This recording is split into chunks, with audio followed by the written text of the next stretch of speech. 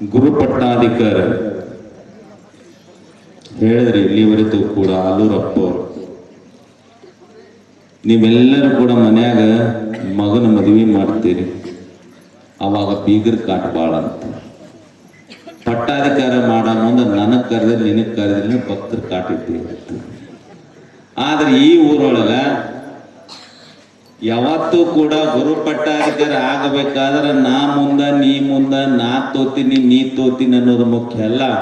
ಈ ಮಠ ನಂದು, ನನಗೇನ ಸೇವಾ ಕೊಡ್ತೀನಿ, ನಾನು ಮನಸಾಪೂರ್ವಕ ಮಾಡುವಂತ ಭಕ್ತರೆಲ್ಲ ಆದ್ರೆ ಮಾಗಣಿಗೆ ಬಹಳ ತಿಪ್ಪಲ್ರಿ. ಮಠ ಮಾಡೋದು ಅಷ್ಟೇ ಅಲ್ಲ, ಗುರುವಿಗೆ ಹುಡ್ಕೊಂಬರೋದು ಅಷ್ಟೇ ಕಟ್ಟದ, ಗುರುಗಳ ಜೊತೆ ಸಂಪರ್ಕ ಇರೋದು ಅಷ್ಟೇ ಕಷ್ಟ. ನಮ್ಮ ಮನೆಯವರ ಚಂದ ಇಲ್ರಿ. ಇನ್ನ ನಿಮ್ಮ ಮಠಕರೆ ಅಲ್ಲಿ ಇಲ್ಲಿ ಒಂದು 20 ಎಕರೆ ಜಮೀನರ ಅದಾವ, ಇನ್ನ 180 ಎಕರೆ ಭಕ್ತರು ಇದೀವಿ. ಆ ಕಡೆ ಹೋದ್ರ ನಗನೂರಾಗ ಒಂದಿಷ್ಟು ಮಂದಿ ಅದಾರ, ಈ ಕಡೆ ಮಾಗಣಿಗೆರೆಯಾಗ ಅದಾರ, ಅಲ್ಲೆಲ್ಲಿ ನಮಗ ಕನ್ನೊಳ್ಳ್ಯಾಗ ಅದಾರ. ಮಾಗಣಿಗೆರೆ ಬಿಟ್ಟು ಹೋದ್ರ ಎಲ್ಲ ಕಡೆ ಭಕ್ತರು ಅದಾರ ಒಂದಿಷ್ಟು ಮಂದಿ ಮಠಕ್ಕೆ.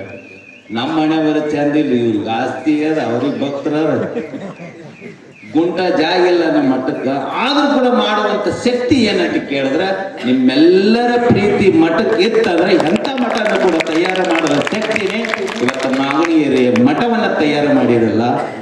ಅಸ್ತಿತ್ವ ಉಳಿಸಬೇಕಾಗತ್ತೆ. ಇವತ್ತಿನ ದಿನಮಾನಗಳಲ್ಲಿ ಅಧರ್ಮವ ತಾಂಡವಾಡ್ತಾ ಇದೆ. ಇವತ್ತು ಏಸು ಮಠಗಳಿದ್ರು ಕೂಡ ಇಂಥವು ಏಸೋ ಮಠಗಳು ಹಾಳು ಬಿದ್ದಾವ.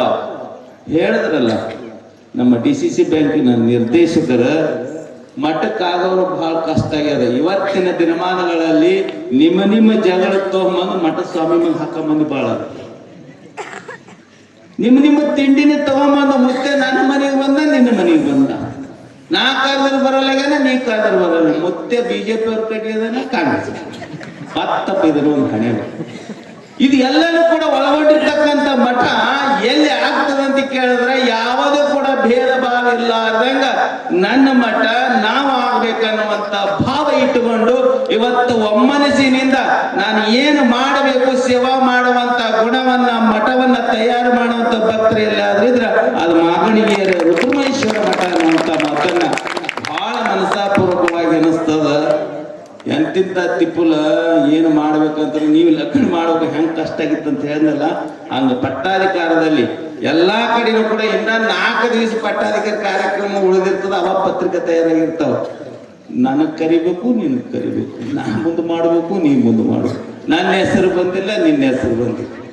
ನಾಂದೆ ಪತ್ರಿಕೆ ನೋಡಿ ಇದೊಂದು ದೊಡ್ಡ ಅಂಕಲಿಪಿನ ಹೇಗೆ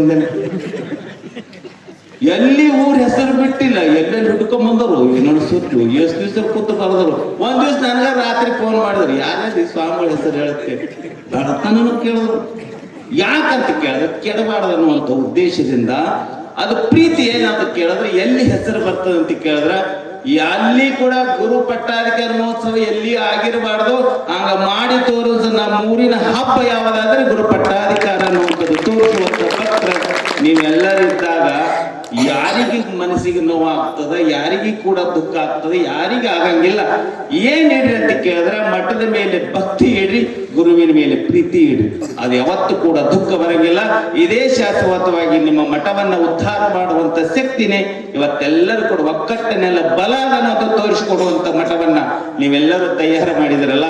ಇಂಥ ಭಕ್ತರಿದ್ರೆ ಏನು ಬೇಕಾದ್ರೂ ಆಗಲಿಕ್ಕೆ ತಯಾರದ ಅನ್ನುವಂಥ ಭಾಗ್ಯನೇ ಇವತ್ತು ಮಹಾಸನ್ನಿಧವರ ಆಶೀರ್ವಾದ ಮಾಡವನ್ನು ಕಳಿಸಿ ನಮ್ಮ ದಾನಯ್ಯ ದೇವರಿಗೆ ಕಳಿಸಿದ ಬಳಕ ಆ ಹೆಸರು ದಾನವನ್ನ ನೀವೆಲ್ಲರೂ ಮಾಡುವಂತ ದಾನ ಶೂರರಿದ್ದೀರಿ.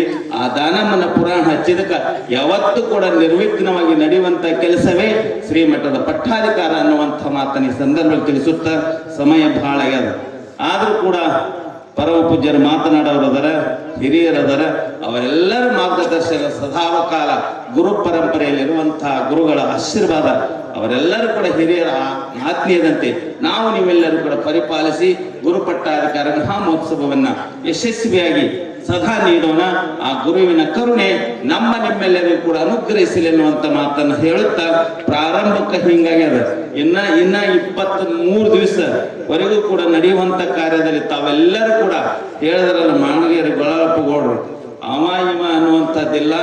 ಎಲ್ಲಿದ್ರು ಕೂಡ ಇವತ್ತಿನ ದಿನಮಾನಗಳಲ್ಲಿ ಮಾಗಣಿಗೆರೆ ಅಗಸಿಗೆ ಭಿನ್ನ ಕೊಟ್ಟಂಗಾಗಿದೆ.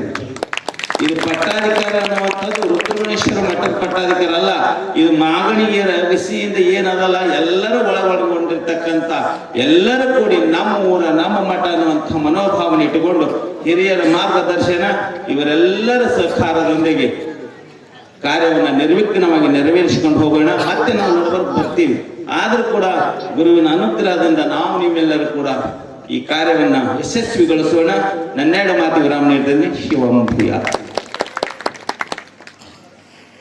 ಆಶೀರ್ವಚನವನ್ನ ದಯಪಾಲಿಸಿದಂಥ ಪರಮ ಪೂಜ್ಯರು ನಮ್ಮೂರಿಗೆ ಅವಿನಾಭಾವ ಸಂಬಂಧವನ್ನು ಇಟ್ಟುಕೊಂಡು ಎಲ್ಲರ ಮೇಲೆ ಪ್ರೀತಿಯಿಂದ ಆಶೀರ್ವಚನವನ್ನು ನೀಡಿದಂತಹ ಯಂಕಂಚಿಯ ಶ್ರೀಮಠದ ಪೂಜ್ಯರಿಗೆ ಈ ಗ್ರಾಮದ ವತಿಯಿಂದ ದೀರ್ಘದಂಡ ಪ್ರಮಾಣವನ್ನು ಅರ್ಪಿಸುತ್ತಾ ಈಗ